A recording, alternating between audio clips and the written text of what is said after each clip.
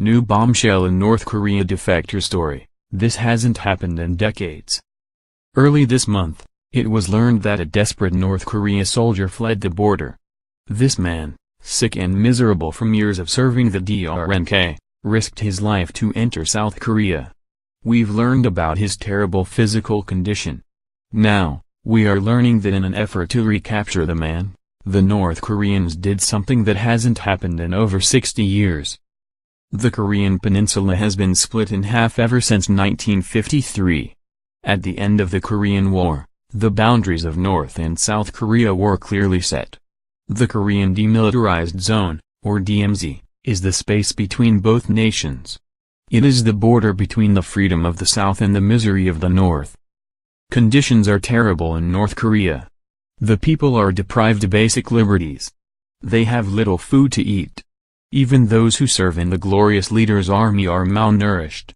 It is so bad that this lone soldier risked his life to flee over the border. The defector did survive and received medical treatment from South Korea doctors, but something happened during those pivotal moments. North Korea soldiers actually crossed into South Korea to get their man back. This hasn't happened since the war. North Korean troops briefly crossed into South Korea while chasing one of their fellow soldiers who defected earlier this month, violating the armistice that ended the Korean War, the U.S.-led United Nations command said Wednesday.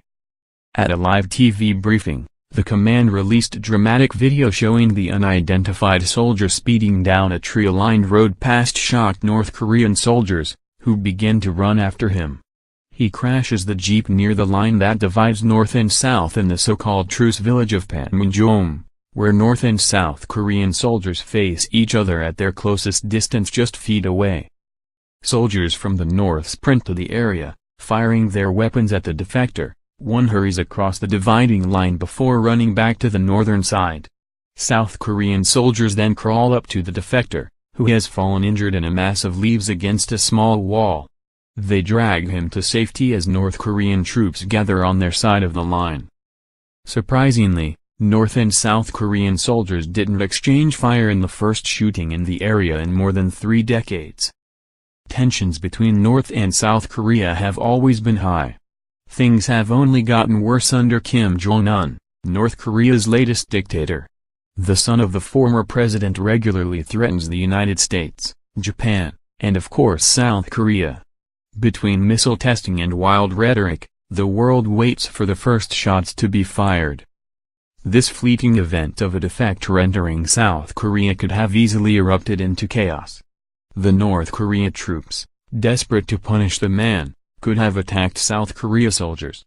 The South Koreans, confused and under fire, could have started shooting at what looked like an invasion. Thankfully, events didn't escalate, but North Korea is being called out for this violation.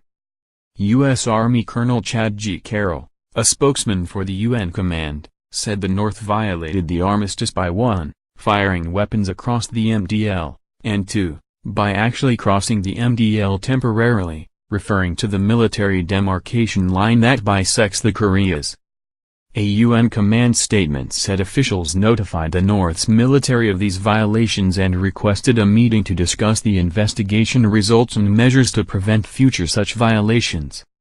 North Korea hasn't responded and its official media haven't reported on the case. The North has previously accused South Korea of kidnapping or enticing North Koreans to defect.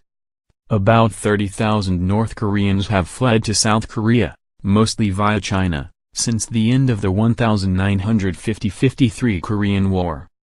If this infraction isn't properly addressed, it might embolden North Korea to do more. Hey, if they got away with sending a few troops over the border, maybe next time they'll send a few more. Perhaps an entire army.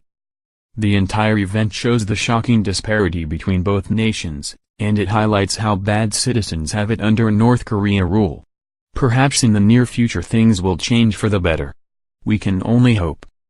Please like and subscribe our channel for more breaking news.